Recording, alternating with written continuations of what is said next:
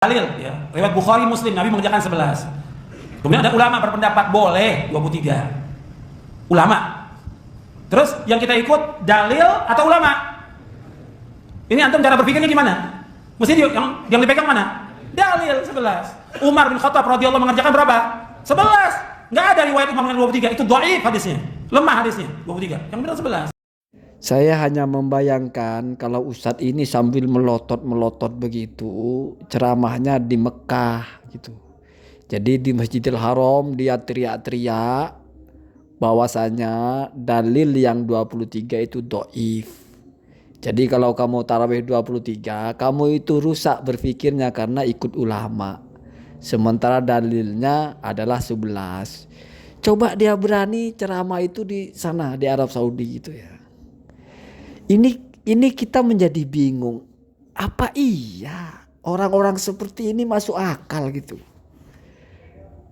Dia itu menyelisihi hampir semua orang gitu. Bahkan di Arab Saudi saja itu di Masjidil Haramnya itu tarawihnya bukan 11. Sementara kata orang ini kalau 11 itu berarti ikut ulama bukan ikut Nabi. Saya kira geli kalau kita mau bicara keilmuan untuk hal semacam ini. Tidak perlulah. Tidak perlu kita terlalu kita standarkan kewarasan dulu lah. Standarkan kewarasan dulu lah. Ulama abad kedua Imam Syafi'i itu mengatakan tarawihnya 23. Imam Malik malah 36.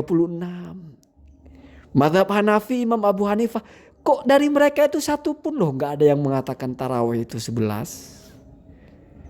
Jadi baru orang kemarin sore itu baru mengungkap fakta gitu bahwa ternyata tarawih itu 11 gitu. Jadi ulama-ulama itu salah semua itu. Itu kok masih bisa kita terima ya kalau kita waras gitu.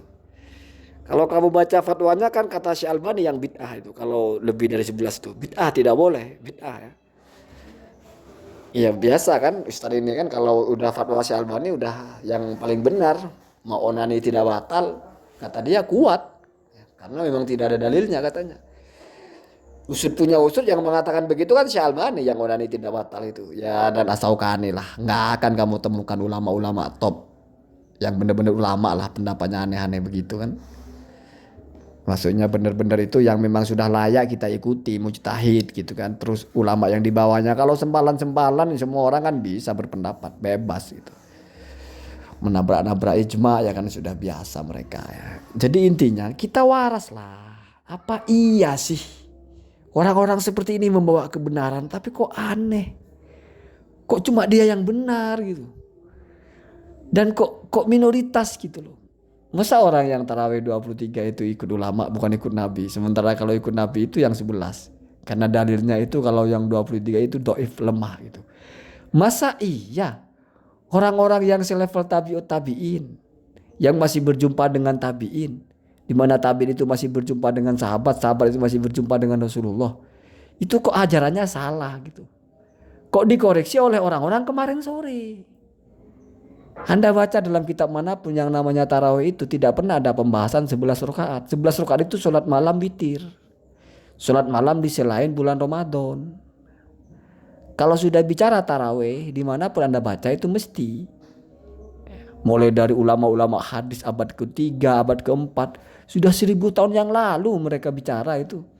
Tidak pernah ada bicara 11. Mesti antara 20, 23 dan witirnya maksudnya. Ada yang lebih dari situ. Tiba-tiba sekarang diklaim kalau yang 23 itu tidak ikut dalil. Luar biasa ya. Congornya itu luar biasa ya. Dia tidak tahu kalau di negaranya, di negara Arab saja itu semuanya nggak ikut dalil berarti. Kalau mereka ahli bid'ah berarti di Masjidil Haram ada bid'ah.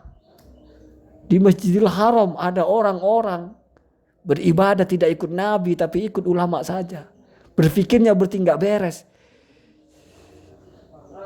Ini ucapan ini hanya keluar dari orang ini. Terus kita percaya gitu. Terus kita kesampingkan semua pandangan yang lain demi ikut orang ini.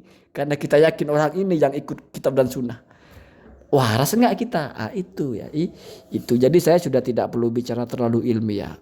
Kewarasan saja. Kewarasan. Sama dengan orang di jalan tol, 1.000 orang ke arah barat, 3 orang keluar-keluar, dia ke arah timur. Kalian salah arah, ini kami yang benar, 3 orang. Yang 1.000 orang melongo aja. Si goblok, lu yang salah arah, kita yang dibilang salah arah. Keluar-keluar lagi sok pede ini, gigit dengan gigi geram ini. Gigi geram gak ada giginya. Berapa kali orang ini bilang gak ada dalilnya, gak pernah dicontohkan Rasul. Ada hadisnya, ada dalilnya. Jadi seharusnya kalau kita itu memang tidak fanatik jenggot, tidak fanatik dengan ketololan kita sendiri. Maksudnya ketololan itu apa? Kita gak ngerti, gak punya ukuran, tapi merasa bisa menemukan kebenaran. Kamu tidak tahu mana itu emas, mana itu besi. Terus kamu sudah ngotot ini emas, ini emas. Lah kan rusak otakmu. Kamu tidak punya ukuran mana emas, mana besi. Kok kamu bisa menetapkan itu emas? Terus ngotot lagi. Ketika diajari orang itu bukan emas, itu tai kucing, ngamuk. Nah, kan tolol. Nggak ada otaknya. Kecuali kamu sudah punya ukuran persis. Nah, kamu untuk bisa punya ukuran, untuk tahu persis mana itu kebenaran, kamu butuh perangkat, butuh ilmu. Belajar Islam juga nggak pernah cuma lewat YouTube tiba-tiba dengar doktrin kembali kitab dan sunnah lalu merasa paling tahu mana kitab paling sunnah. Oh itu bid'ah, nggak ada dalilnya. Ini gigit kita gigit sunnah ini dengan gigi geraham. Giginya nggak ada, jigong pula yang kau gigit, bukan sunnah.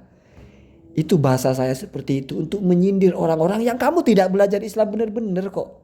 Cuma dengar selentingan dakwah saja, tapi sudah merasa paling menemukan kebenaran. Sehingga tidak segan-segan menyalahkan orang-orang.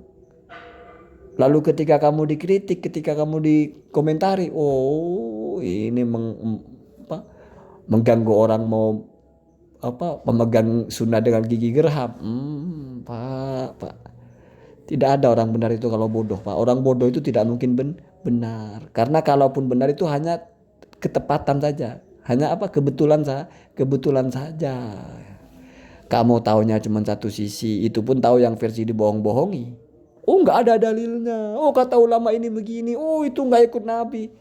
Dibohong-bohongi. Oh kata Imam Nawawi baca lafaz itu tidak salah. Itu pendapat yang salah kok mensunahkan baca lafaz.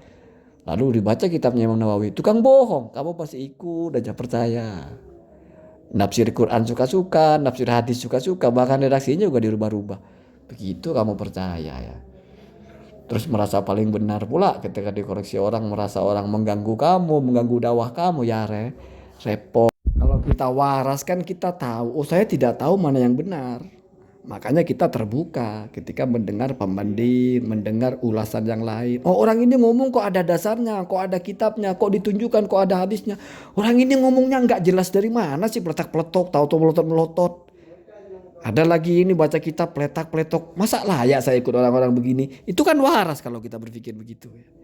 Jangan kita lihat benar salah dulu, kita lihat dulu kapasitas orang yang menyampaikan. Walah, ini orangnya aja udah seperti ini, ngomongnya nggak jelas. Klaim sana, klaim sini, terus kalau ngomong suka bohong, ada dalilnya nggak ada dalilnya. Masa orang ini bicara kebenaran? Nah itu wajar kita berpikir begitu. Sudah biasa nipu ngomong, masa kita percaya? Ah itu kan wajar. Walaupun kita belum tahu apa yang dia bicarakan, tapi kita bicara terrekod. Orang ini kalau ngomong asal-asalan kok. Ya, nah itu cara berpikir namanya. Biar kamu nggak sombong, sudah tolol sombong lagi.